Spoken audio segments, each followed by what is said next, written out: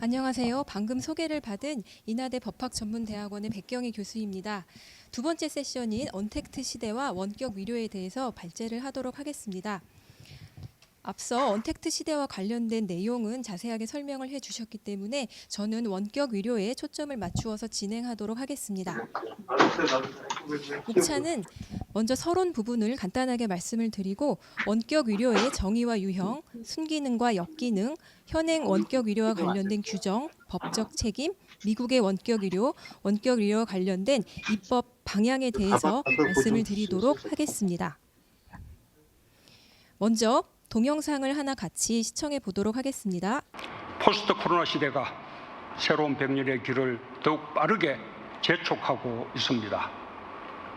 선도형 경제, 기후변화에 대한 적극적인 대응, 포용사회로의 대전환은 대한민국의 미래를 위해 더는 머뭇거리거나 지체할 수 없는 시대적 과제입니다.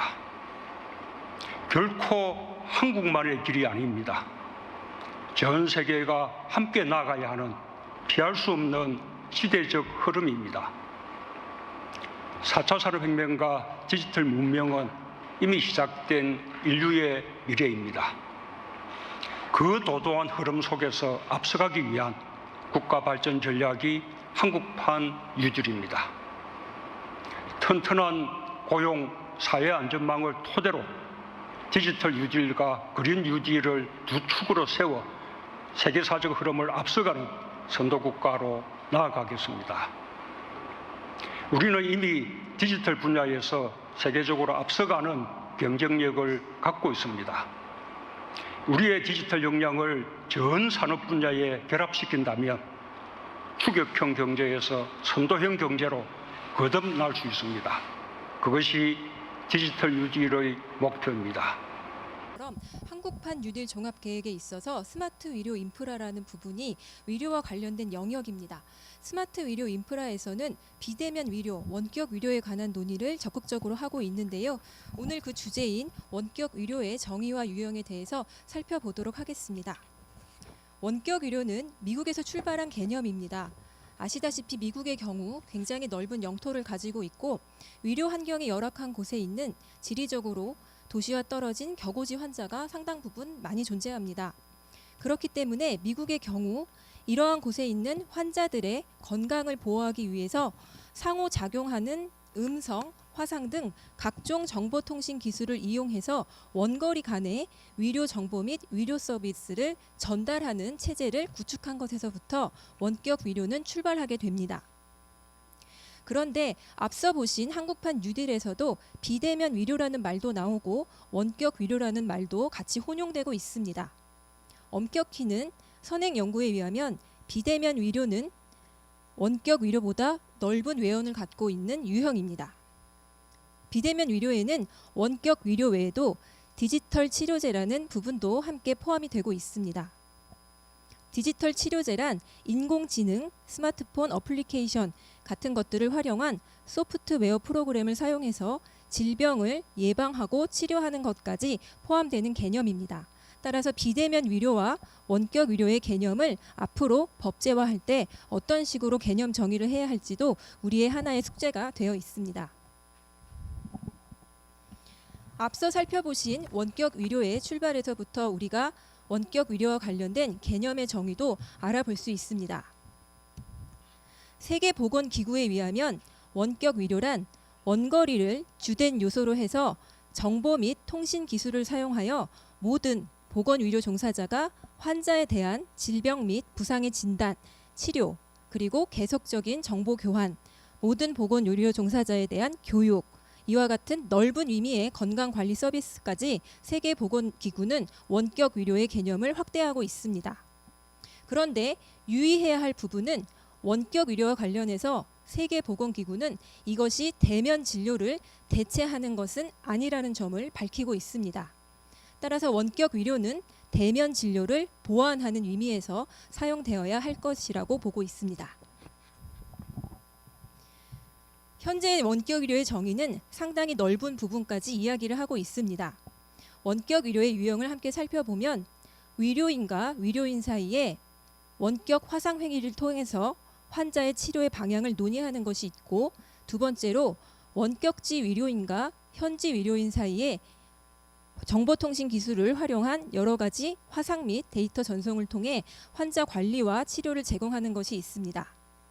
세 번째로는 재택 진료 혹은 홈 모니터링, 원격 환자 모니터링이라고 불리우는 것인데, 환자가 의료기관이 아닌 자신의 집에서 정보통신 기술과 원격 모니터링과 관련된 기기를 사용해서 의료기관의 의사와 원격으로 진료 혹은 경과 관찰을 하는 것을 의미합니다. 마지막으로 의료인이나 환자에 대해서 정보통신 기술을 활용한 원격 교육이라던가 의료 정보의 제공이 있습니다. 앞에 두 가지는 의료인과 의료인 사이에 이루어지기 때문에 임상의 원격 의료라고 불리우고 있습니다. 그러나 뒤에 보시는 3번과 4번 같은 경우에는 환자와 의사가 직접적으로 원격 의료를 하는 유형이라고 보시면 되겠습니다. 지금 슬라이드에서 보시는 내용은 정부에서 그동안 시범 사업으로 해왔던 내용들입니다. 정부는 크게 두 가지 측면에서 시범 사업을 진행해 왔습니다. 가운데를 중심으로 해서 1차 의료기관인 동네위원과 환자 사이에 원격 모니터링, 이 부분을 시행을 했었고요. 또 한 가지 측면은 1차 의료기관인 동네위원과 3차 의료기관인 종합병원 사이에 원격 협진 혹은 원격 자문을 시행해 왔습니다. 그렇다면 이와 같은 원격 의료의 기능이 어떤 것들이 있는지 살펴보도록 하겠습니다. 순기능과 역기능이 있는데 각각 그 내용을 하나씩 살펴보겠습니다. 먼저 원격 의료의 순기능은 편의성, 효율성, 비대면성으로 분리할 수 있습니다. 편의성은 원격 의료의 출발에서 알 수 있듯이 격오지 환자의 국민의 건강 보호를 위해서 만들어진 것이기 때문에 접근하기 힘든 부분에 있어서 환자의 편의를 보호하고 있습니다. 따라서 편의성이 원격 의료의 순기능과 관련된 첫 번째 기능입니다. 두 번째는 효율성입니다. 효율성이란 원격 모니터링을 통한 감시라던가 비대면 상담, 온라인 처방 이런 것들은 의료 시스템 측면에서도 상당히 효율적인 부분을 제공합니다. 마지막으로 지금과 같은 코로나 시대에 있어서는 환자와 의료인 사이의 감염을 차단해야만 합니다. 그러기 위해서는 비대면을 할 수밖에 없는 상황이 오고요. 따라서 원격 의료는 비대면성을 가지고 있는 개념이기 때문에 이 부분에 있어서 순기능을 가지고 있습니다. 하지만 원격 의료가 순기능만 있는 것은 아닙니다. 원격 의료의 역기능으로는 의료 과실 발생 가능성, 1차 의료 붕괴의 우려, 정보통신 기술의 불완전성, 비전문가의 개입 가능성 이런 부분들이 역기능으로 불리우고 있습니다. 첫 번째, 원격 의료와 관련해서 가장 큰 역기능이라고 불리우는 의료 과실의 발생 가능성에 대해서 살펴보도록 하겠습니다. 여러분들께서 병원을 가셨을 때 의사 선생님한테 진단을 받는 부분을 생각하시면 왜 원격 의료의 역기능이 발생하는지 보다 쉽게 생각하실 수가 있을 겁니다. 병원에 가셨을 때 의사 선생님이 진찰을 하면서 어떠한 방법으로 진찰을 하고 있는지를 하나하나 떠올리시면 되는데요. 통상 의료에 쓰이는 진단 방법인 눈으로 직접 보는 시진, 그리고 청진기를 통해서 심음이나 이런 것을 듣는 청진, 직접 몸을 만져보는 촉진이나 타진, 그리고 환자의 주어소에 대해서 이야기를 듣고 의사가 그에 대해서 질문하는 방식의 문진, 이런 다양한 진단 방법이 대면 의료에서는 시행이 될 수 있습니다.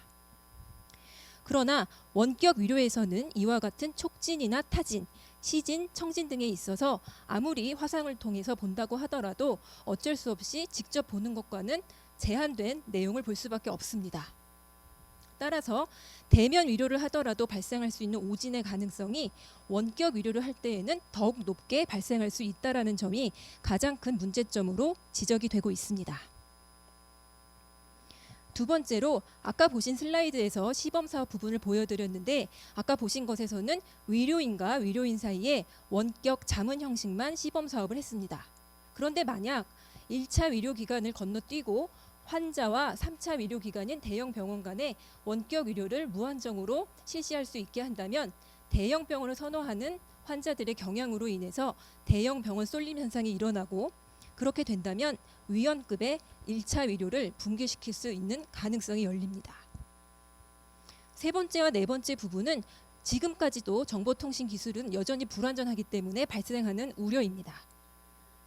지금도 인터넷에서는 해킹이라던가 개인 위료 정보의 유출이 발생하고 있는데 원격 위료가 활발하게 이루어질 경우에는 이러한 가능성이 더 많이 발생할 수 있다는 것이 역기능으로 꼽히고 있습니다.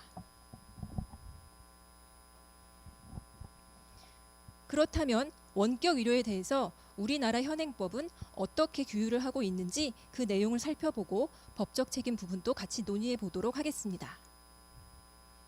현행의료법 34조의 내용이 이 박스 안에 들어가 있습니다. 먼저 1항을 보시면 의료인은 컴퓨터, 화상통신 등 정보통신 기술을 활용하여 먼 곳에 있는 의료인에게 의료 지식이나 기술을 지원하는 원격 위료를 할 수 있다라고 되어 있습니다. 따라서 지금 제가 읽어드린 부분처럼 의료인과 의료인 사이에 의료 지식 혹은 기술의 지원만을 원격 위료라고 정하고 있기 때문에 현행 의료법상으로는 원격 자문의 형식만 취하고 있는 것으로 보여집니다. 한편 사망에서는 원격 의료와 관련된 법적 책임을 규정하고 있습니다. 보시는 것처럼 원격 의료를 하는 자는 환자를 직접 대면하여 진료하는 경우와 같은 책임을 부담한다고 되어 있습니다. 그래서 지금 방금 읽어드린 법적 책임이 너무 원격 의료임에도 불구하고 예외적인 불가피한 상황을 고려하지 않은 것은 아닌가라는 의문이 제기되고 있습니다. 지금 보신 현행의료법 제34조의 규정은 2002년도에 의료법 제30조의 2의 조문으로 처음 신설이 되었습니다. 당시 2002년도에 이 조문이 신설되면서 도입 취지에 대해서는 두 번째의 내용처럼 설명이 되고 있습니다. 즉, 우리나라에서 원격 의료를 도입한 이유는 양질의 의료 서비스 제공에 대한 국민들의 욕구가 높아지고 의료기관 등에서 이용 가능한 정보통신 기술이 크게 발전하는 등 급격하게 변화하고 있는 보건의료 환경에 적절하게 적응하여 전반적인 의료의 질을 향상하는 것을 도모할 목적으로 신설되었다라고 설명을 하고 있습니다. 따라서 전반적인 의료질 향상은 국민의 건강권을 보호하는 것이기 때문에 우리나라에서 원격 의료를 도입한 취지도 미국에서와 같이 국민의 건강권 보호에 있다고 생각이 듭니다. 앞서 말씀을 드린 것처럼 우리나라 현행의료법 34조는 원격지 의사와 현지 의료인 사이에 임상의 원격 의료만을 규율하고 있기 때문에 다른 유형은 현행의료법에선 배제되어 있습니다. 지금 보신 슬라이드에서는 법적 책임과 관련된 부분이 논의되고 있는데요. 이 부분은 34조 3항에서 제가 아까 말씀을 드린 것처럼 원격지 의사에게 대면 진료를 하는 경우와 같은 책임을 원칙적으로 부담시키고 있기 때문에 그에 대한 문제점이 지적되고 있음을 아까 말씀을 드린 바 있습니다. 한편 원격 의료는 원격 의료가 갖고 있는 비대면성의 특질로 인한 여러 가지 역기능으로 인해서 설명 의무가 선행적으로 잘 이루어져야만 합니다.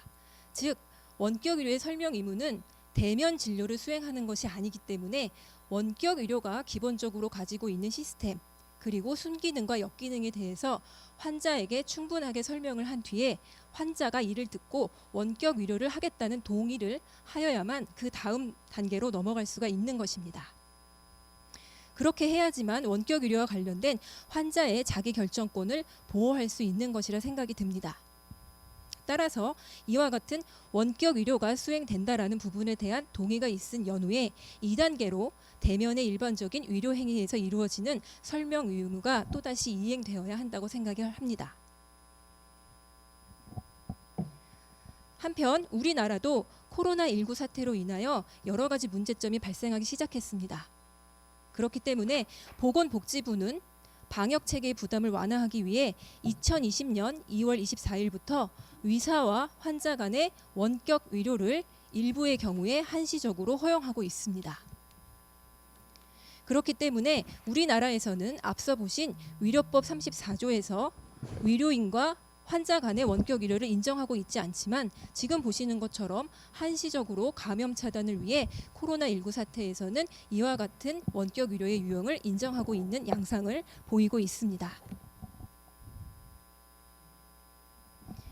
한편 이와 같은 전화 상담이나 온라인 처방의 문제는 과거 우리나라 대법원 판결의 사건에서도 등장하고 있습니다. 이 사건은 의사가 의료기관을 종전에 방문하였던 환자에 대하여 전화로 상담을 한 후에, 즉 재진 환자인 경우였습니다. 이런 환자에 대해 처방전을 발급, 교부한 행위가 문제됐던 케이스입니다. 아까도 말씀드렸다시피 현행의료법에서는 이와 같이 의사와 환자 간의 원격 의료를 인정하고 있지는 않습니다.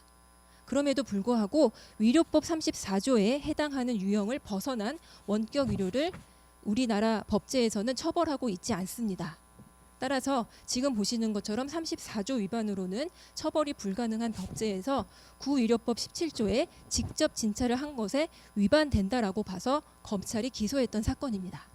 결과적으로는 대법원은 재진 환자에 대해 전화로 상담 후 처방한 것이 직접 진찰이 아니라고 할 수 없다라고 함으로써 의사에게 무죄를 선고한 사례입니다.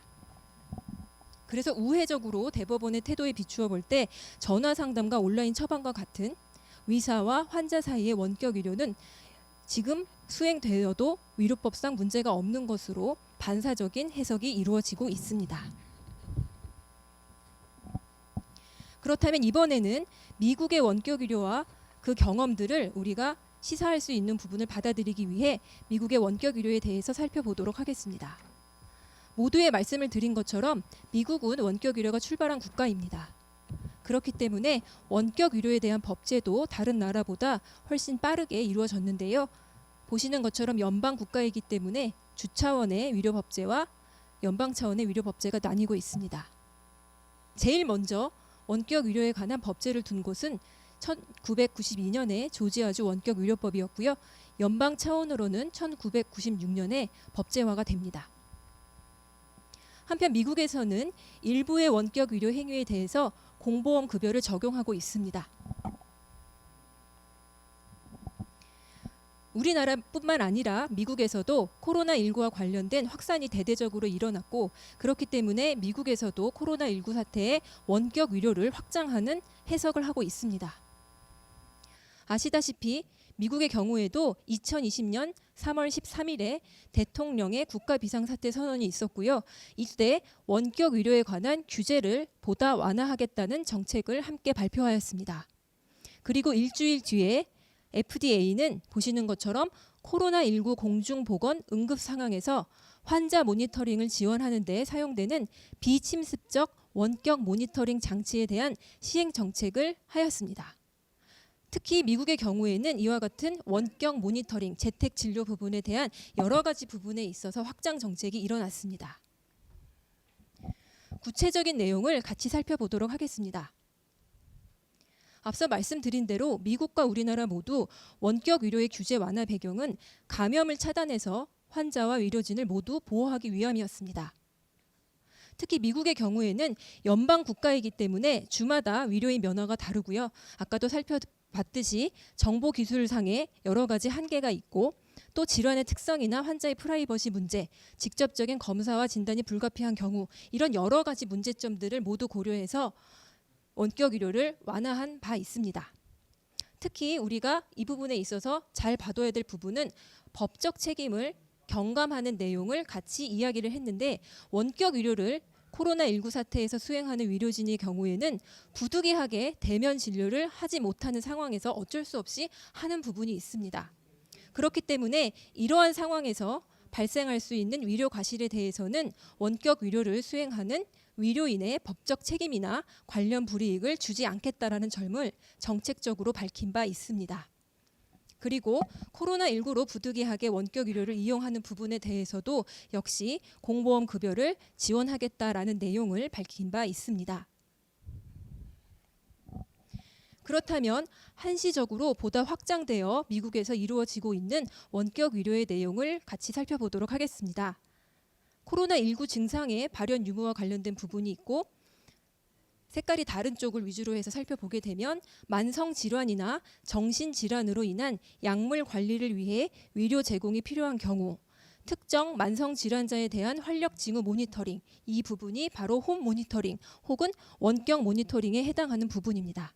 그리고 입원 환자에 대한 경과 관찰, 장기 요양 기간 입소자에 대한 비응급 치료의 제공, 또 여러 가지 전문적인 의료 행위에 관한 의료인 교육과 훈련이 필요한 경우에 원격 의료를 다양하게 활용하고 있습니다. 그래서 아까 말씀드린 원격 의료의 다양한 유형에 대해서 미국은 코로나19 사태를 맞이하여 한시적으로 모든 부분을 확장해서 행하고 있다고 보시면 되겠습니다. 그렇다면 우리나라에서 원격 의료의 입법 방향을 어떻게 설정해야 할 것인지 이런 부분들에 문제가 남습니다. 우리나라도 앞서 보신 의료법 34조만으로는 원격 의료를 확대할 수가 없기 때문에 원격 의료에 관한 개정안이 여러 번 제출이 된 바 있습니다. 종래에 2009년과 2014년, 2018년의 의료법 개정안에서는 의사와 환자 간 환자의 건강 또는 질병에 대한 지속적인 관찰, 상담과 교육, 진단과 처방까지 할 수 있도록 원격지 의료에 관한 부분의 범위를 상당히 넓히고 가능한 한 유형을 모두 받아들이는 취지로 입법 개정안이 만들어진 바 있습니다. 그러나 결국 국회에서 통과하지 못해서 아직까지도 앞서 보신 의료법 34조의 원격 자문의 형태만 가능한 상황입니다. 하지만 코로나19 언택트 시대를 겪으면서 여러 사람들이 일정 부분에 있어서는 불가피하게 원격 의료가 필요하다라는 부분에 대해서 많은 공감대를 얻었습니다. 특히 의사와 환자 간에 직접적으로 이루어지는 원격 의료의 유형도 어느 정도는 받아들여야 하지 않을까라는 생각이 많은 국민들에게 공감대를 형성하고 있습니다. 앞서 말씀을 드린 것처럼 원격 의료는 분명히 순기능을 갖고 있는 부분이 있고 역기능을 가지고 있는 부분이 있습니다. 안전성이라던가 이런 부분들을 무시한 채 편의성만을 앞세워서 원격 의료를 산업화하고 활성화하는 것이 과연 옳은가라는 부분에 대해서는 여전히 미문이 남습니다. 특히 미국의 경우 앞서 말씀드린 대로 코로나19 사태에서는 여러 가지 부분에 관한 원격 의료의 범위를 확장했는데 그리고 규제 완화를 통해서 발생하는 부분의 여러 가지 문제점이 또다시 확장이 되고 있습니다. 특히 앞서 말씀드린 바와 같이 미국의 경우에는 원격 모니터링, 홈 모니터링과 관련된 부분에 규제 완화를 대대적으로 실시했습니다. 그 과정에서 FDA에서는 원격 의료 모니터링에 사용되는 여러 가지 기기에 대한 긴급 사용 승인을 한 바 있습니다. 그러한 과정에서 안전성이라던가 유효성이 확보되지 않은 여러 가지 원격 모니터링 기기가 공급됨으로 인해서 부작용이 발생하고 있습니다. 어제 우리나라 뉴스에서도 비접촉 체온계와 관련된 문제가 발생한 적이 있습니다. 체온계의 경우에는 식약처의 승인을 받아야 하지만 온도계의 경우에는 그렇지 않아도 된다라는 허점 때문에 수입된 여러 가지 비접촉식 온도계가 국민들에게 퍼지면서 잘못된 수치나 이런 것들이 나옴으로 인해 제대로 된 방역을 하기 어려운 실정에 이르게 되었습니다.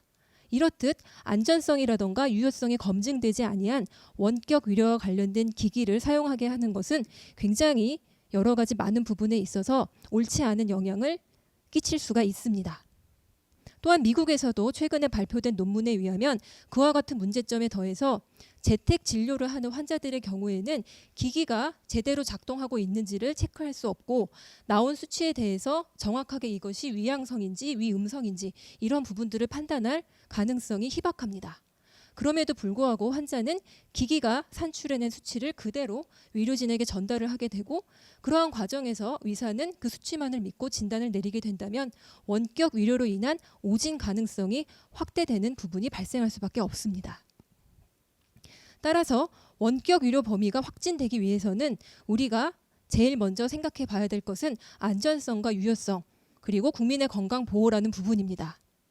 그렇기 때문에 종전에 여러 가지 시범 사업을 통해서 우리가 안전하다, 유효하다라고 받을 수 있는 원격 의료에 대해서만 점진적으로 확대를 하고 나중에 여러 가지 기기에 대한 안전성이 확보된 연후에는 다른 방향의 유형도 확대하는 것으로 하는 것이 옳지 않을까라는 것이 제 생각입니다. 앞서 말씀드렸던 전화 처방과 관련된 대법원 판결의 판결 이유입니다. 이 판결 이유의 내용에서는 원격 의료의 확대 가능성이 필요한 부분 이런 부분을 설시하면서 그럼에도 불구하고 전화 처방 같은 경우에는 아직까지 우리나라 현행 의료법에서 받아들이지 않는 유형이기 때문에 이를 확대하기 위해서는 의료법을 개정해서 의료법 체계를 바꾸는 것이 보다 타당하다라는 의견을 설시한 바 있습니다.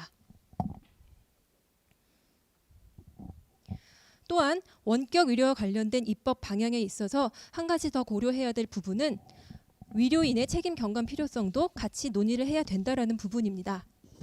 대면 진료를 할 수 없는 불가피한 상황에서 원격 의료를 수행하여야 하는 의료인의 입장을 감안한다면 원격지 의사나 현지 의료인 모두 원격 의료에서 발생할 수 있는 책임의 일정 부분을 경감하는 것이 필요하다고 생각이 듭니다. 이상입니다. 경청해 주셔서 감사합니다. 반갑습니다. 네, 연세대 나군호입니다.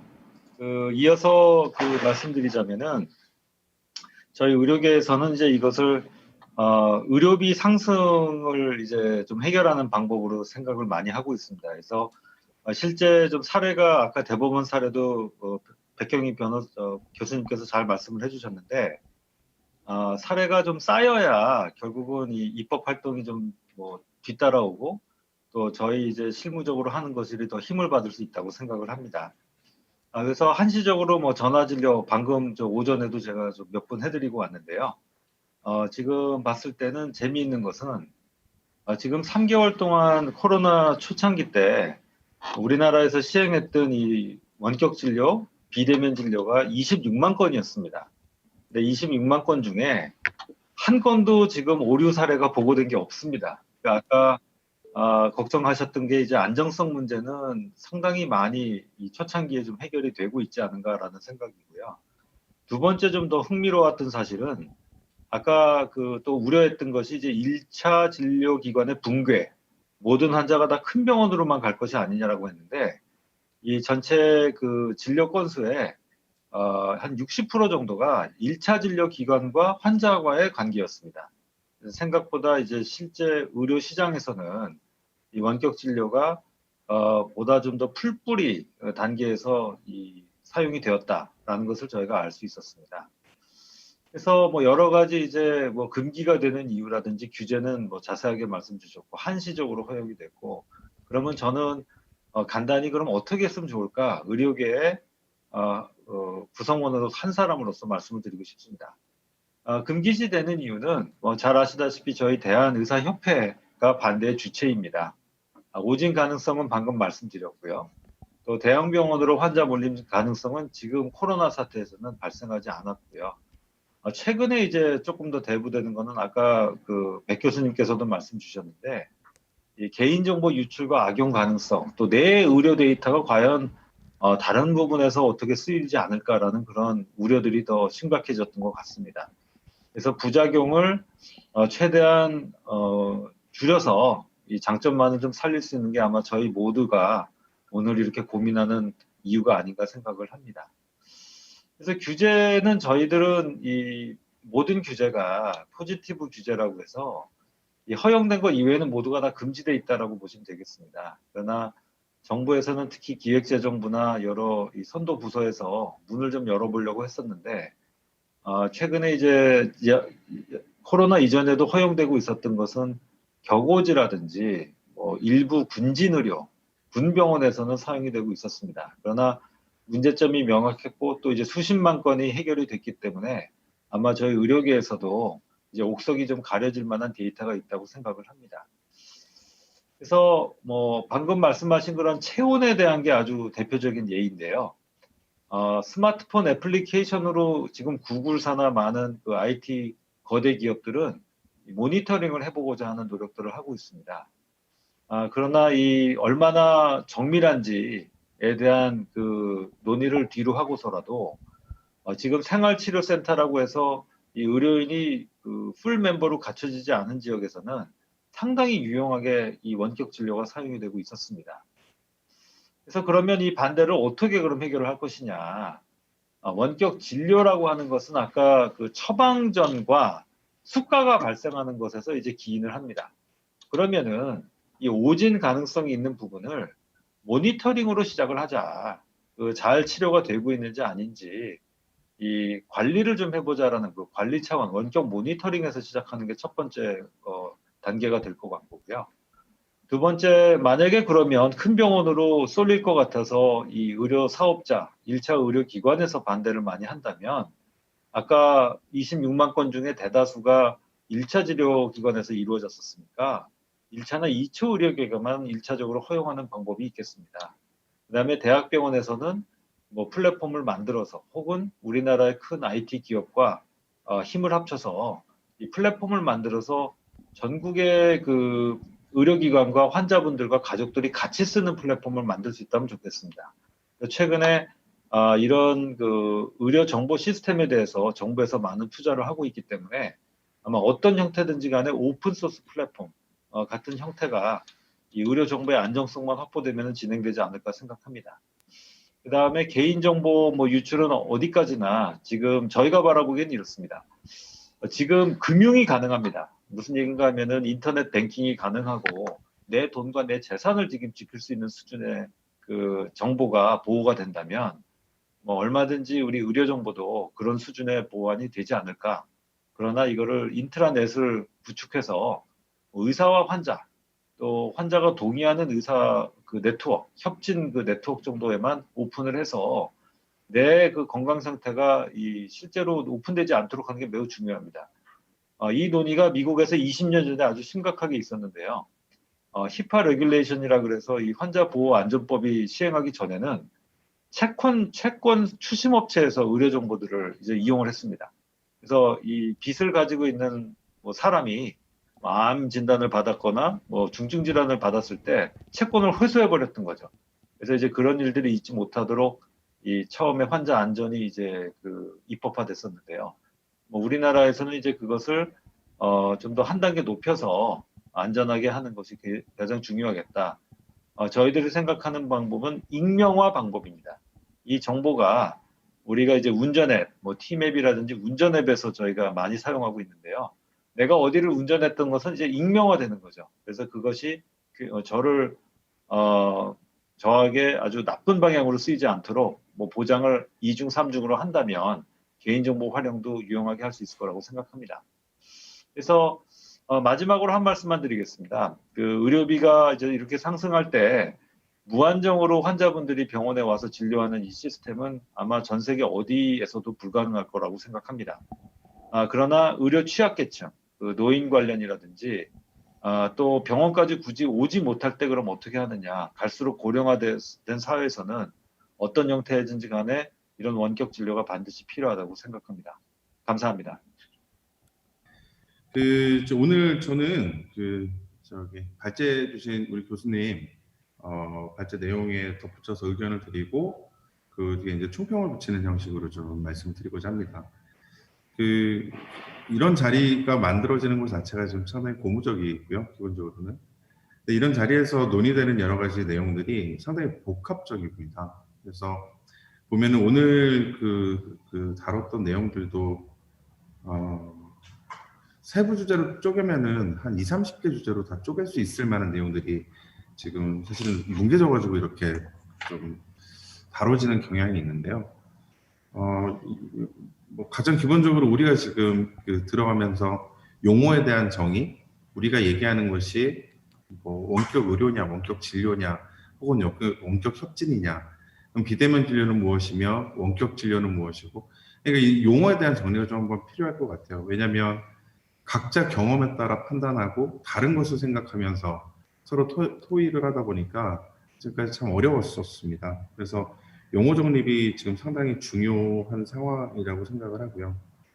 그래서 아까 의료법 34조에 있는 원격 의료 같은 경우에도 사실은 내용은 원격 협진이거든요. 네, 의료인들 간의 협진에 대한 내용인데 그건 이제 또 저희 우리 발제자분께서는 또 원격 자문이라고 또 표현을 하셨던 것들도 있습니다. 그래서 이런 법제학회나 어떤 단체에서 용어에 대한 정리를 한번 하고 그 용어를 가지고서 우리가 얘기를 할 필요가 있지 않나 그런 생각을 합니다.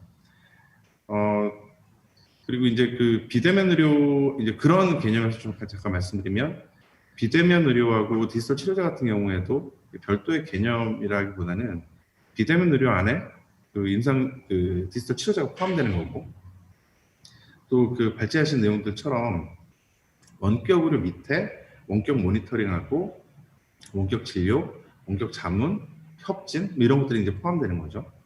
근데 보면 그 이제 원격 모니터링, 원격 진료를 제외한 나머지 것들은 현행법상 지금 이슈가 없어요.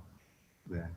원격 협진이나 자문 같은 것들은 그냥 의료법에 아예 그냥 규정이 되어 있고 파지티브 법안으로 아예 규정이 되어 있고 원격 모니터링 같은 경우에는 2017년에 복지부에서 6번 해석으로 풀었었거든요. 근데 아까 나군영 교수님께서도 원격 모니터링부터 하면 참 좋겠다라고 말씀을 주셨는데 저 전적으로 동의합니다. 근데 그게 법제도의 문제인가 혹은 법제도의 문제가 아니라 다른 시스템의 문제인가 우리가 이런 것들도 좀 살펴볼 필요가 있다고 생각합니다. 예를 들어 원격 모니터링 같은 경우에는 지금 법제도의 이슈가 아니라 이 원격 모니터링을 행했을 때 결국에는 수가를 받을 수 있거나 아니면은 그 어떤 그 인정비급여를 할 수가 있어야 되는데 그런 내용들이 좀 포함되어 있지 않습니다. 그거를 일부 시범 사업을 끌고 가고 있는 게 만성질환관리제, 복지부에서 이제 이제 산하기관들 활용해가지고 진행하는 그런 시범 사업들만 지금 유지가 되고 있기 때문에 원격 모니터링 툴도 그렇고 여러 가지가 나와 있지만 현장에서 사용되지 못하고 있는 것이죠. 그리고 이제 원격 모니터링 끝단에서 이루어지는 예를 들어서 내원 안내나 검사 결과 통보 같은 것들도 작년까지만 하더라도 복지부에서 관행적으로 이루어지는 불법 의료행위다. 의료기관들이 행하는 이렇게 그 해석을 했었습니다만 올해 들어와서 이제 적극행정을 통해서 원격 모니터링 후에 내원 안내나 검사 결과 통보 같은 것들은 이제 불법 의료행위가 아니다라고 지금 이제 풀었어요. 네. 그러니까 원격 모니터링을 활용할 수 있는 그 여지는 훨씬 더 많아진 겁니다. 결국에는 지금 워킹하지 않는 거는 경제 논리 때문인 거죠. 그러니까 이게 좀 하나하나 사안별로 좀 깊게 째고 들어가서 얘기를 할 필요가 있다고 생각을 합니다. 그리고 지금 아까 그 안전성에 대한 얘기, 임상적 유효성에 대한 말씀을 주셨었는데 사실은 예전에 그 정진엽 장관 시절에 복지부에서 서비스 발전 기본법과 의료법 개정안을 얘기하면서 그 원격 진료의 그 임상적 유효성과 안전성과 안정성에 대해서 그 탁월하다, 문제가 없다라는 발표를 했었습니다. 복지부가. 그때 이미 그 발표가 됐던 것은 그러면은 부정할 것인가? 아니거든요. 네. 그때도 충분한 시범 사업과 어떤 백데이터를 가지고서 정부에서 발표를 했었고, 지금 아까 나건호 교수님 말씀하신 것처럼 저희가 지금 이제 기사로 봤을 때는 그 2월부터 6월까지 45만 건, 그리고 회의에서 들었을 때는 그 한 달이 지났을 때, 한 달 반이 지났을 때 80만 건이라는 얘기를 들었습니다. 복지부로부터. 근데 지금 부작용 사례 없거든요. 보고된 바가 없습니다. 네. 그래서 지금 그 수년에 걸쳐서 또 그 주요한 이벤트를 겪으면서도 어떤 그런 유효성과 안전성, 안정성에 대해서는 좀 충분히 검증이 되는 상황이 아닌가라고 생각을 하고 또 하나가 아까 원격 의료 이제 역기능으로 이제 말씀을 하셨던 의료과실 발생에 대한 가능성 같은 것들은 이게 초진 환자에 대해서 비대면 진료, 원격 진료가 워킹할 수 있는 범위라는 것이 매우 제한적일 수밖에 없습니다. 현장에서는 그 비대면 진료나 원격 모니터링 같은 것, 아니 원격 진료 같은 것들이 현실적으로는 고객 관리 도구로서 이제 활용되는 경우가 많아요. 내지는 병원을 바로 찾아갈 수는 없지만 무언가 의학적 지식이 필요할 때 상담받는 수준의 경우가 많습니다. 왜냐하면 이게 네, 그래서 이제 비대면 의료를 하는 이제 초기에 이제 잡아주는 데들이 보통 가정학과나 응급학과 쪽에서 케어를 많이 하죠. 네, 그래서 이게 뭐 내과적 질환이나 외과적 질환에 대해서 바로 그 원격 진료를 어떤 식으로 활용해서 쓸 것인가 뭐 이런 얘기들이면 얘기가 좀 꼬일 수 있을 거라고 생각을 합니다. 그래서 정확히 좀 시나리오를 가지고 해당 시나리오에서 좀 해상도 높게 저희가 사용자 그 전이맵을 만들면서 얘기를 할 필요가 있을 거라고 생각을 하고요. 그리고 또 하나는 이게 지금 원격 진료나 비대면 진료 얘기를 할 때는 항상 산업 논리가 들어오는데요. 이것도 좀 프레임을 좀 다시 잡아야 된다고 생각을 합니다. 뭐냐면 비대면 의료든 원격 의료든 의료 행위는 의료인이 하는 거거든요. 산업계가 하는 게 아닙니다. 산업계는 의료인이 비대면으로 원격으로 의료 행위를 할 수 있게끔 보조하는 도구를 만드는 조직들일 뿐이에요. 네. 행위의 주체는 결국엔 의료인입니다. 근데 이게 원격이기 때문에 비대면이기 때문에 그 의료행위에 무슨 문제가 생길 거다라고 하는 것은 사실은 의료인들의 역량을 상당히 폄훼하는 문제, 얘기가 될 수도 있습니다. 왜냐하면 많은 선생님들이 그간의 수많은 경험과 그 노하우를 가지고서 이슈가 될 만한 것들은 비대면으로 하지 않으세요. 네. 그건 저희도 많은 시범 사업을 해봤지만 그런 일들이 그 진료 현장에서 벌어지지 않습니다. 외려 비대면으로 할 경우에, 원격으로 할 경우에는 훨씬 더 보수적 관점에서 진료 행위를 하시기 때문에 네, 지금 그렇게 고민하시는, 그렇게 이제 많은 분들이 그렇게 얘기하시는 분들이 있는데 그런 일들은 거의 발생하지 않지 않을까. 또 그리고 행여라도 발생할 수 있는 내용에 대해서는 저희가 시스템적으로 그 뭐 제도적이나 뭐 IT 도구로서의 IT 솔루션이나 이런 걸 통해서 막을 수 있는 것들은 최대한 막아야 되지 않나, 그런 생각이 들고요. 또 하나가 그 1차 그 1차 의료의 붕괴 내지는 그 의료 전달 체계 붕괴 이슈 같은 경우에는 사실은 충분히 가능한 얘기이기 때문에 뭐라고 해야 되나, 미리 그 기민한 규제를 통해서 좀 제어를 할 필요가 있을 거라고 생각을 합니다. 예를 들어서 대한민국은 경증 환자에 대한 의료 접근성은 매우 좋은 나라지만 중증 질환자에 대한 의료 접근성은 매우 떨어지는 나라입니다. 근데 지금 1차 의료기관, 예를 들어서 1차 의료기관 병원급 같은 경우에는 이제 중증 질환자를 대상으로만 예를 들면 비대면 진료를 할 수 있게끔 한다거나, 1차 진료기관 이제 1차 의료기관 같은 경우에는 뭐 예를 들어서 그 의사 면허번호당 하루에 처방할 수 있는 처방 건수를 제한하고 처방 건당 처방 일수를 제한하는 이런 방식으로라도 좀 제한을 두면서 시작해 볼 수 있을 거라고 생각을 하는 거죠. 그래서 결국에는 이 행위의 주체인 의료인들이 이 비대면 진료를 통해서 결국에는 환자나 우리 고객을 더 잘 케어할 수 있고, 이게 기본적으로 본인들의 경제적 활동에 좀 더 좋은 도움이 된다라는 인식이 만들어지는 것부터가 시작일 거라고 생각을 합니다.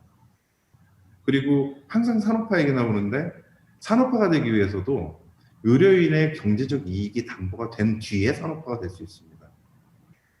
이게 단일보험 체계인 이 나라에서 의료인이 본인들의 수익에 저해가 되면서까지 어떤 시스템을 쓰거나 뭐 산업화가 될 만한 무언가가 커질 여지는 전혀 없을 겁니다. 네. 그런 상황이고요. 그리고 이게 정보통신 시스템이라는 것이 완전한 것은 없기 때문에 불안정성 역시 계속 우리가 보완해 가야 될 일이라고 생각을 합니다. 그리고 법제도 역시 마찬가지죠. 근데 예를 들어서 아까 식약처에서 채용계 단속하는 문제 같은 경우에는, 이게 채용계 같은 경우에는 의료기기법으로 엄격하게 규율하고 있는 상황입니다. 하지만 적외선 온도계라는 또 다른 산업기기로서의 카테고리가 있기 때문에 업체들이 그거를 자의적으로 유리하게 해석하고 그렇게 이제 유통을 시킨 거죠. 근데 이거는 의료기기법을 그냥 명백하게 위반한 겁니다. 그러니까 이거는 법제도가 미비한 게 아니고 범법자들이 그냥 생긴 거예요. 그리고 초기에 식약처가 단속을 효과적으로 하지 못했다. 근데 뭐 그 당시에 식약처는 마스크 때문에 바빴잖아. 그러니까 이게 뭐가 이슈였고 뭐가 핵심이고 뭐가 이제 부작용으로 발생했는가를 좀 명확히 좀 정리할 필요가 있지 않나라고 생각을 합니다. 그리고 지금 금융 자체도 어쩌면 의료보다 더 민감한 데이터가 금융 데이터죠. 근데 금융조차도 정보통신 기술을 기반으로 동작을 합니다. 네. 의료 역시 마찬가지죠. 네. 그래서 어떤 이유로 의료 분야에서만 정보통신 기술이 제대로 동작하지 않을 거라고 생각하는 것은 그렇게 좀 타당한 논리는 아닌 거라고 저는 생각을 하고요. 그리고 이제 아까 원격 의료 비전문가가 개입할 여지가 있다라는 장표가 있었는데, 이런 거는 좀 구체적인 사례를 제시할 필요가 있지 않을까라고 생각을 합니다.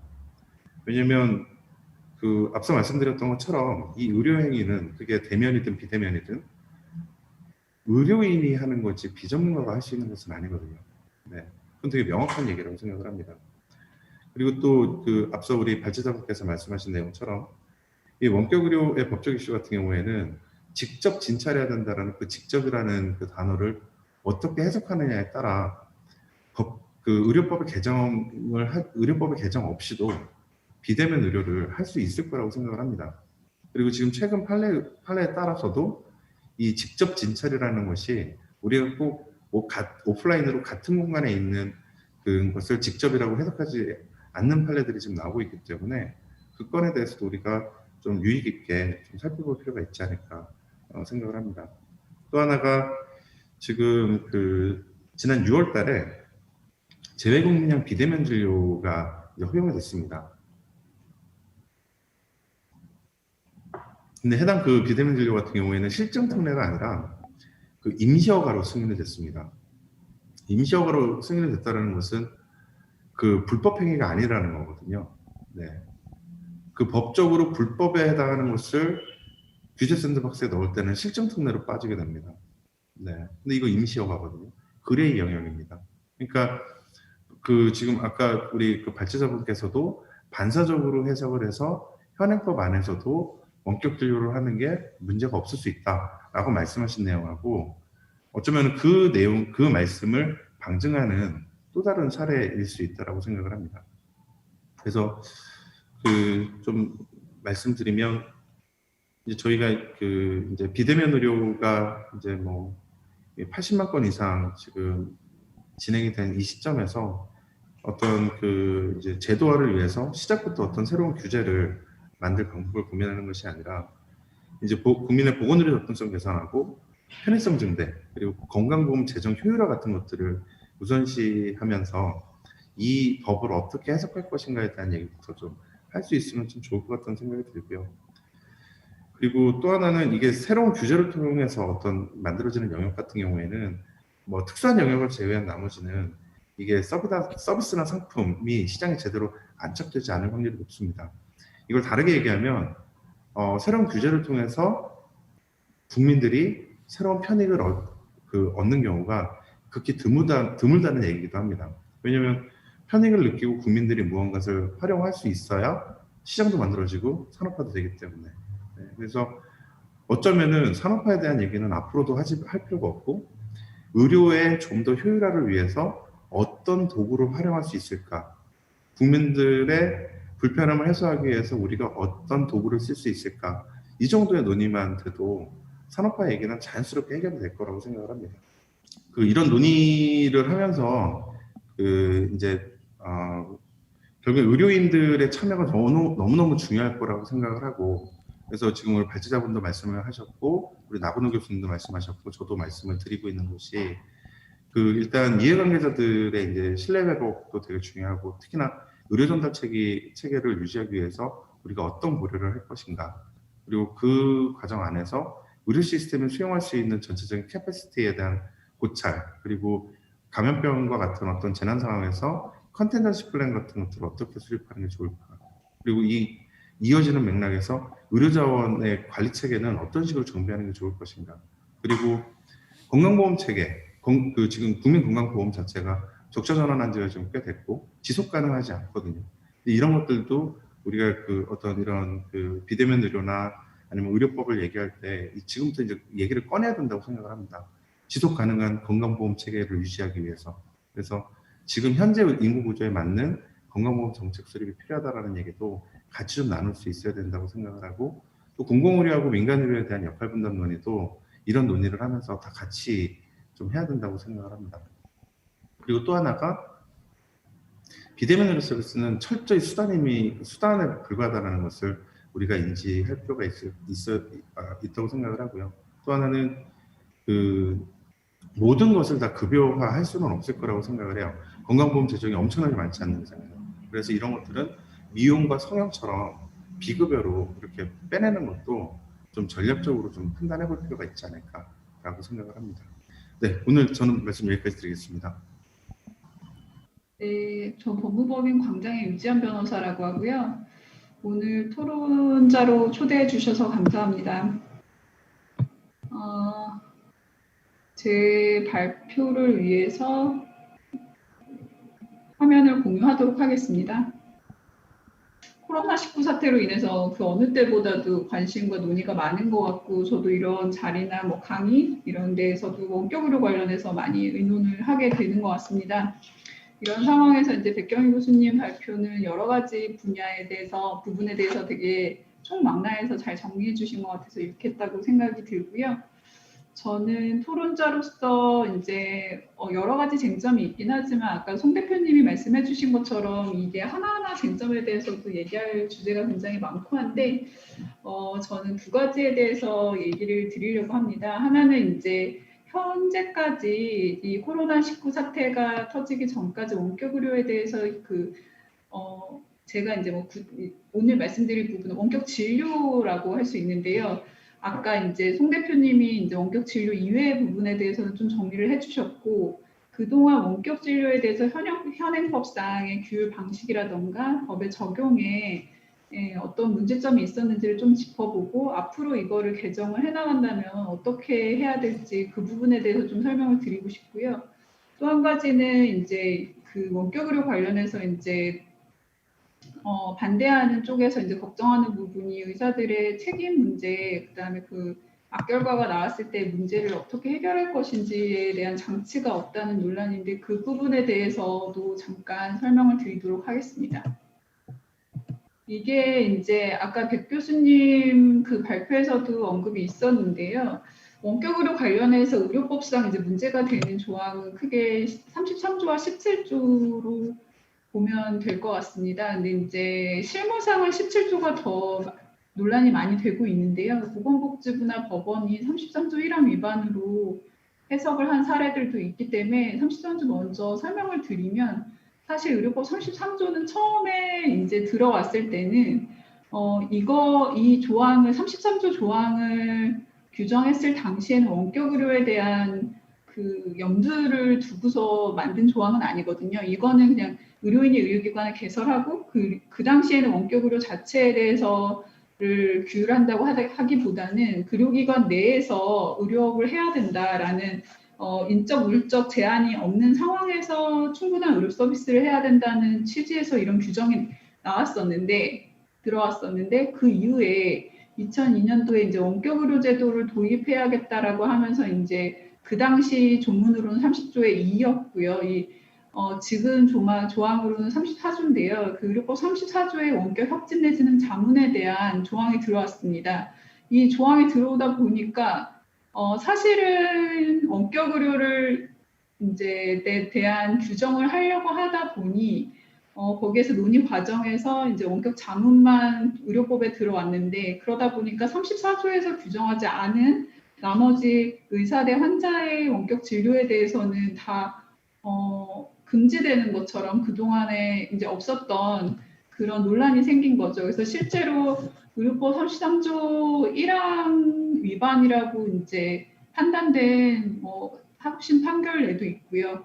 근데 이제 제가 생각했을 때는 이게 의료법 33조는 사실 원격 의료를 금지하려고 한 규정은 아닌 걸로 보이거든요. 그럼에도 불구하고 이제 34조와 33조를 전체적으로 해석을 하다 보니까 아까 17조 관련된 판결에서도 언급된 것처럼 이 두 가지 조항을 전체적으로 해석하다 보니 33조 1항 위반이 아닌가라고 해서 판단이 된 사례도 있는 것 같고요. 근데 그러한 판단이 적절한 것인가에 대해서는 저는 의문이 있습니다. 이 33조가 과연 이런 원격 의료 자체를 의사가 의료기관 내에서 원격 의료 발전된 정보통신 기술을 이용해서 한 것임에도 불구하고 이걸 형사처벌까지 하려고 만든 조항인가, 그거는 조금 의문이 있고요.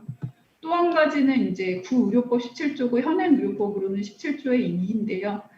실무상으로는 검찰에서는 33조보다는 17조로 기소를 한 사례가 더 많았던 것 같고요. 그 이유에 대해서는 그냥 개인적으로 생각해봤을 때는 그 33조가 가지고 있는 내재적인 문제 때문에도 그랬을 수 있을 것 같고, 그 17조가 실제로 그 형사처벌 형량이 더 높은 조항이기도 합니다. 그러다 보니까 이제 17조가 논란이 많이 됐었고 이거에 대해서 17조를 구의료법 17조를 어떻게 해석해야 되는 건지 여기서 말하는 직접 진찰이 대면 진료를 포함하는 것인지 아닌지에 대해서는 대법원과 헌재가 그동안 조금씩 다른 판단을 했습니다. 근데 저 개인적으로는 대법원의 판단이 맞다고 보고요. 왜냐하면 이 직접 진찰이라는 의미가 구의료법 17조에서 말한 거는 스스로 진찰한 환자에 대해서 처방을 하면은 괜찮다라는 취지로 규정을 한 것 같은데 그거를 더 나아가서 반드시 대면 진료를 해야 된다라고까지 확장을 해석해서 형사처벌까지 하는 건 좀 무리가 있지 않았나 싶었고 대법원의 그 기존의 입장도 옳지 않았나라고 생각이 듭니다. 최근에는 2020년에 이 구의료법 17조에 관련된 판결이 한 번 더 있었는데 여기에서는 기존의 2013년 판결과 2013년 판결을 변경한 것은 아니었고요.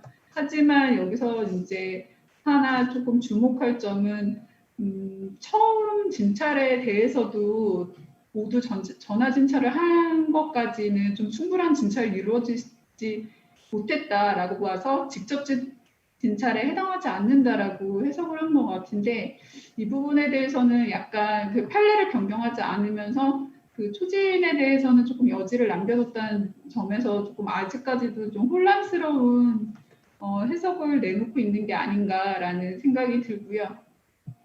또 한 가지로 그 원격 의료 관련해서 이제 중요하게 또 문제가 되는 거가 지금 이제 코로나 상황에서는 기존의 외래 진찰과 같은 수준의 수가를 인정을 해주고 있는데 기존에는 전화 진찰을 한 거를 요양급여 비용으로 청구를 하는 것은 공단에 대한 사기죄라고 봐서 형사처벌을 했었는데요. 만약에 이거를 원격 의료를 허용을 해준다고 하면은 그게 수가에 대한 논의도 분명히 있어야 될 것 같고 그거를 해결하는 방안은 지금 현행 법 하에서는 국민건강보험법상에서 뭐 급여로 인정을 해줄 것인지 코드를 만들어서 아니면 비급여로 해줄 것인지에 대해서는 조금 논의가 필요할 것 같고요. 뭐 일견에서는 아예 이거를 뭐 보험을 이원화해서 해야 된다라는 의견도 있는 걸로 알고 있는데 이것도 나중에는 더 논의가 되어야 되지 않을까 싶습니다.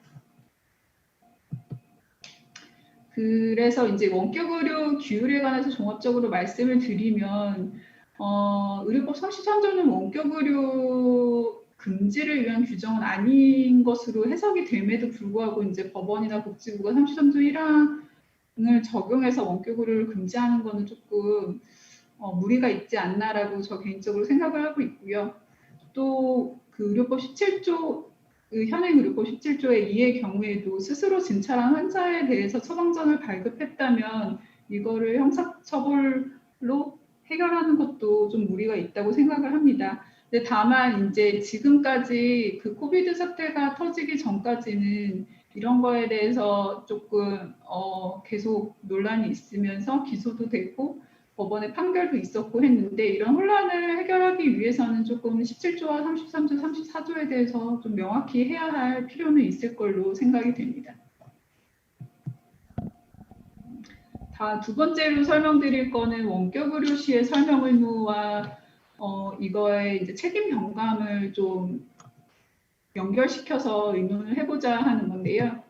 그 백경인 교수님 발제문 14쪽을 보면 원격 의료 시에는 설명 의무가 2단계로 이루어져야 한다고 하면서 이제 원격 의료의 기술적 측면이나 순기능, 역기능에 대해서 충분히 설명을 해야 한다라고 말씀을 하셨는데 이게 이제 의료법상 뭐 이러한 의무가 명시되어 있는 것은 아니지만 이런 설명 의무가 필요하다는 부분에 대해서는 저도 동의하는 바이고요. 그리고 이렇게 설명 의무가 충분히 이루어졌고 그 설명을 들은 뒤에 환자가 자기가 결정을 해서 선택을 해서 원격 의료를 했다면 만약에 원격 의료가 가지고 있는 내재적인 한계로 발생하는 결과에 대해서는 좀 법적 책임을 경감해주는 방안이 필요할 거라고 생각합니다. 만약에 이 원격 의료의 순기능을 생각해서 원격 의료를 넓히고자 한다면 이러한 부분에 대해서도 충분히 논의가 되어야 할 필요가 있을 것 같고요. 조금 결이 다르기는 하지만 그동안 사실 이러한 책임 경감에 대해서는 좀 논의가 부족했었던 것 같아요. 근데 최근에 2020년 7월 13일에 김성주 의원의 11인이 발의한 감염병 예방법 일부 법률 개정안을 보면 이 감염병 위기 시 한시적으로 비대면 진료를 허용하고 그 과정에서 발생하는 불가항력적 의료 사고에 대해서 그 피해 보상을 국가가 보조할 수 있다라는 근거 규정을 뒀습니다. 이거는 뭐 책임 경감을 명시한 건 아니지만 비대면적 진료가 필요하고 그 필요성이 있는 부분과 관련해서 시행을 했을 때 문제가 발생한 거에 대해서는 어느 정도 장치를 마련해 줬다는 점에 대해서는 굉장히 좀 의미가 있다고 보고요. 평상시에도 만약에 원격 의료를 허용하고 활성화하고자 한다면 이런 부분에 대해서 이렇게 법적 장치를 두는 것도 방법이라고 생각합니다. 그래서 이런 논의도 활발히 이루어지면 좋을 것 같다고 생각이 듭니다. 제 발표는 마치도록 하겠습니다. 들어주셔서 감사합니다. 네, 세 분께서 너무나 중요한 부분에 관해서 이야기해 주셔서 저 또한 매우 감사드리고요. 특히 나군호 교수님께서는 이 원격 의료와 관련해서 많은 부분 시범 사업을 통해서 여러 가지 부분 오류 가능성을 수정하고 또 그 과정에서 원격 의료의 범주라던가 이런 부분의 확대는 지금 현재의 논의로서도 어느 정도는 가능하지 않은가라는 의견을 주셨습니다. 저도 앞서 말씀드린 바대로 시범 사업을 하면서 여러 가지 격오지에 있는 분들이라던가 혹은 장애인이라던가 노인 부분, 만성 질환자들에 대해서 여러 가지 시범 서비스를 한 것으로 알고 있는데요.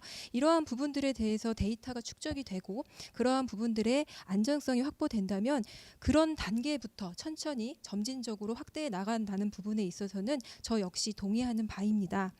그리고 송승재 대표님께서도 용어에 대한 정의가 필요하다고 말씀을 하셨는데 저도 그 부분에 대해서는 많은 동의를 하고 있습니다. 특히 유지연 변호사님께서 마지막에 말미에 보여주신 것처럼 감염병 예방법상에 나와 있는 그 조문에서도 비대면 진료라는 용어를 사용을 하고 있거든요. 그렇기 때문에 원격 의료와 비대면 진료가 어떤 의미를 지니는지 그리고 여러 가지 각계에서 다르게 사용하고 있는 부분에 대해서 우리가 어떻게 법제화를 할 것인지 이런 부분들은 굉장히 중요하다고 생각이 듭니다.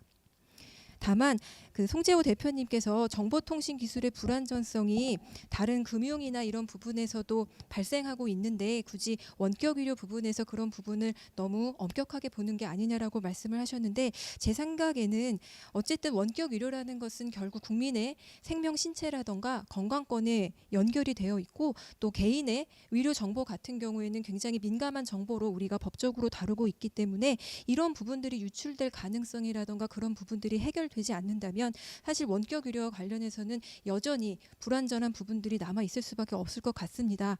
그래서 이 악결과라던가 이런 것들이 생명 신체에 직결되는 부분이기 때문에 정보통신 기술의 보안이라는 부분은 저희가 엄격하게 판단을 하고 법제화해야 될 부분이라고 생각이 듭니다.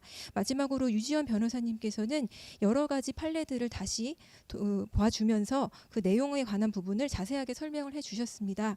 저도 법원이 앞서 말씀드렸던 판례에서 보였던 여러 가지 태도에 대해서는 충분히 의미가 있다고 생각을 합니다. 기본적으로 34조와 33조 의료법에 있는 그 두 개의 조항을 어떻게 해석을 하고 또 원격 의료와 관련해서 우리가 어떻게 개정을 해야 되고 이런 부분들에 대해서는 충분히 논의를 해보고 그 논의가 이루어진 다음에 법제화를 할 때 어디까지 판단을 할 것인지를 정확하게 한번 살펴볼 필요가 있지 않은가 하는 생각입니다.